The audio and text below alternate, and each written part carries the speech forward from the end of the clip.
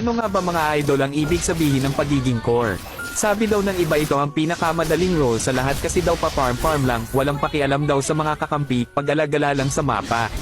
Pero alam nyo ba ang malungkot na katotohanan ng pagiging core user? Oo, pa-farm lang yan at pag-alagala sa mapa, pero di mo nararamdaman yung pressure na nararamdaman ng isang core lalo na kapag mayroong team fight sa isang objectives, na kapag hindi mo siya na-retro o nakuha ay sayo lahat isisisi, yung tipong kapag hindi mo nakuha ang turtle at ang lord at di mo nadala yung laro nyo ay bobo na yung tingin sayo. Yung tipong hindi mo nadalawan yung isang side lane eh sayo lahat isisisi pero yung mga yan nung ini-invade dan ka ng mga kalaban ay nakafocus lang yan sa lane nila, yung tipong inaagawan ka na sa bump mo ay wala ni isang dadalaw man lang para di ka mag-up. Kaya wag nyo munang husgahan ng isang core user kung alam nyong may pagkukulang din kayo.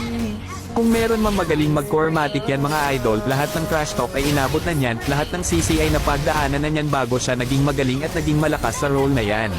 Kaya wag na wag mong sasabihin na ang dali-dali lang mag-core, tingnan mo muna sarili mo kung saan ka nagkulang bago ka humusga sa iba, kaya sana sa mga random dyan na minsan sinisisi pa sa core pag namamatay kesyo dinadalawan, ibahin yung mga idol ang mindset na ganyan. Kaya sa mga nagbabalak na mag-core user dyan, isip